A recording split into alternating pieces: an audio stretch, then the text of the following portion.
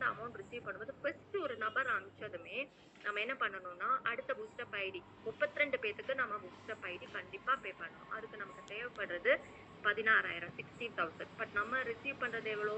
First first ஒருத்தர்கிட்ட receive பண்ணும்போதே நம்ம வந்து டோட்டலா நம்ம ரிசீவ் பண்றது பார்த்தோன்னா 60,000 ஒருத்தர்கிட்ட இருந்தே ரிசீவ் பண்ணும்போது.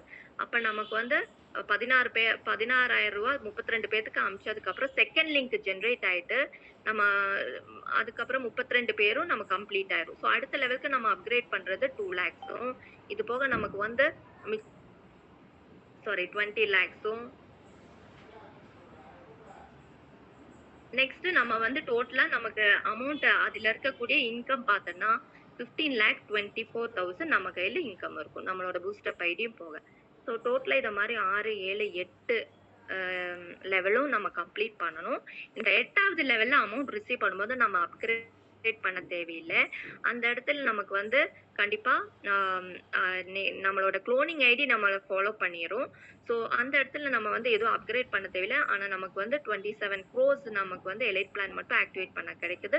ஸோ டோட்டலா 4 பிளானுமே ஆக்டிவேட் பண்ணும்போது நமக்கு ஜஸ்ட் நம்ம ஸ்டார்ட் பண்ணும்போது 2,399 rupees கொடுத்து மட்டும் தான் நம்ம பிளான் ஆக்டிவேஷன் பண்றோம்.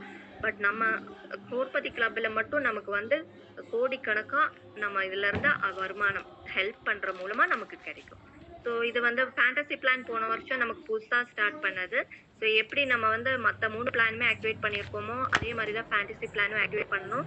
இப்போ புதுசா இருக்கிறதுனால நிறைய பேர் வந்து ஃபேண்டசி பிளான்ல மட்டும் 20,000 16 பேர்கிட்ட இருந்து ரிசீவ் பண்ணி அப்கிரேட் பண்ற லிங்க் ஜென்ரேட் ஆகி கிட்டத்தட்ட சிஸ்டம்ல டாப்ல பார்த்தோன்னா ஒரு 10 பேருக்கு மேல வந்து வந்துட்டாங்க 5வது லெவலுக்கு. அண்ட் நெக்ஸ்ட் பார்த்தோன்னா நம்மளோட ஐடிஸ் பார்த்தோன்னா நம்ம ஐடி ரெஜிஸ்டர் பண்றது 4 நம்ம ஐடி நம்ம கையில இருந்து காசு போட்டு நம்ம ஐடி ரெஜிஸ்டர் பண்றோம். 4 மெயின் ஐடி தான் இருக்கு. பட் நமக்கு வந்த வருமானத்துக்கு தான் நம்ம வந்து அடுத்தடுத்த ஐடி ஓபன் பண்ணணும். அதாவது குளோனிங் ஐடி ஓபன் பண்ணணும். ஸோ நமக்கு டோட்டலா 4 பிளான்லுமே 5 குளோனிங் ஐடி ஓபன் பண்ணும்போது டோட்டலா நமக்கு இருக்கக்கூடிய ஆக்டிவ் ஐடிஸ் பார்த்தோன்னா 24 ஐடிஸ் நமக்கு இருக்கு. அண்ட் நம்ம கம்பெனி எப்படி ஒர்க் ஆகுதுன்னு பார்த்தோன்னா ஜெயிண்ட் வீல் மாதிரி எப்படி இங்க சீனியாரிட்டியில இருக்கிறவங்க திருப்பி குளோனிங் ஐடி ஓபன் பண்றதுக்கு புதுசா சேர்ந்து கீழே இருக்கிற மெம்பர்ஸ்க்கு தான் சப்போர்ட் பண்ணணும். ஸோ இது வந்து ஜெயிண்ட் வீல் மாதிரி அப்படியே சுத்திட்டு இருக்கும். அப்புறம் பூஸ்டர் ஐடிக்காக நம்ம திருப்பி நம்ம புதுசா சேர்ந்தவங்களுக்கு தான் நம்ம அமௌண்ட் பே பண்ணணும். நெக்ஸ்ட் பார்த்தோன்னா ஃபேமிலி ஐடி இன்கம் இருக்கு. நம்ம ஒரு ஐடி நம்ம ஃபேமிலியில கூட நிறைய மெம்பர்ஸ் இருக்காங்க. ஈவன் நம்ம பேரண்ட்ஸ் இருக்கு, குழந்தைங்க இருக்கு, அவங்களுக்கெல்லாம் நீங்க ஐடி ஜாயின் பண்ண அன்னைக்கே ரெஜிஸ்டர் பண்ணிக்கோங்க.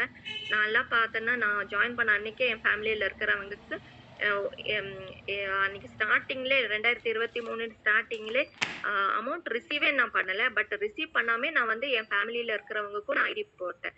ஸ்பாட்ல நான் ஐடி வந்து ரெஜிஸ்டர் பண்ணி கொடுத்ததுனால அப்புறம் பார்த்தோன்னா எனக்கு அமௌண்ட் ரிசீவ் பண்ணும்போது என் ஃபேமிலியில இருக்கிறவங்களுக்கும் அமௌண்ட் ரிசீவ் பண்ண ஆரம்பிச்சிட்டாங்க. அது மூலமா எனக்கு ஸ்பான்சர் இன்கமும் வர ஆரம்பிச்சிச்சு. ஸோ அது வந்து நம்ம ஜஸ்ட் ஒரு விதை விதைக்கிறது தான். ஃபியூச்சர்ல அதோட பெனிஃபிட் கண்டிப்பா நமக்கு வரும். அண்ட் பாசிவ் ஸ்பான்சர் ஹெல்ப்னு இருக்கு. ஸ்பாட்டா நம்ம ஒரு ஐடி ரெஜிஸ்டர் பண்ற மூலமா நமக்கு வந்து 100 rupees கிடைக்குது. 4 பிளானுமே ஒருத்தர்கிட்ட இருந்து ஒரு பர்டிகுலர் பர்சனுக்கு நம்ம ஐடி ரெஜிஸ்டர் பண்ணியாச்சு, 4 பிளானுமே ஆக்டிவேட் பண்ணியாச்சுன்னா நமக்கு 400 rupees ஒரு ஆளுகிட்ட இருந்தே கிடைக்குது. அப்ப நீங்க யோசிச்சு பாருங்க, ஒரு 10 பேத்துக்கு நீங்க வாய்ப்பு ஒரே நாள்ல கொடுத்தனா கண்டிப்பா உங்களுக்கு வந்து 4,000 rupees ஒரே நாள்ல நீங்க எடுத்துக்கலாம்.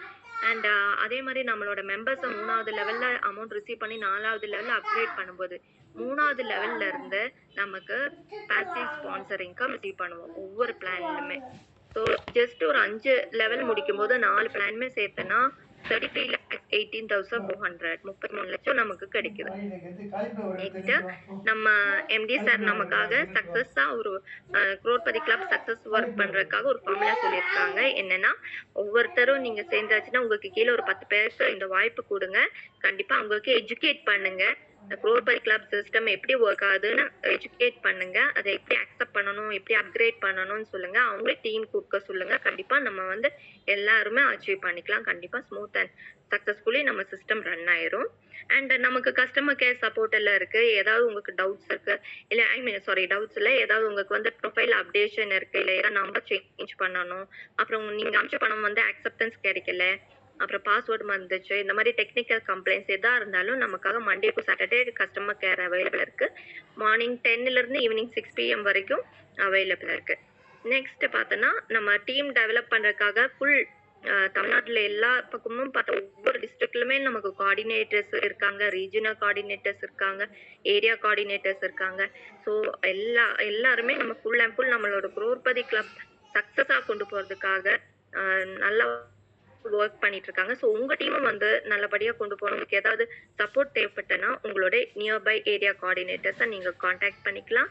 அண்ட் ஃபர்தர் நான் எக்ஸ்ப்ளைன் பண்ணதுல உங்களுக்கு நம்மளோட சிஸ்டம், நம்ம குரோர்பதி கிளப்ல இல்ல ஏதாவது உங்களுக்கு வந்து இது ரிலேட்டட் டவுட்ஸ் இருந்தா, டெலிகிராம் மீட்டிங் இருக்கு. டெய்லி இருக்கு. ஈவினிங் ஐ மீன் ஆஃப்டர்நூன் 12:00 இருக்கு. அப்புறம் ஈவினிங் 3:00 இருக்கு.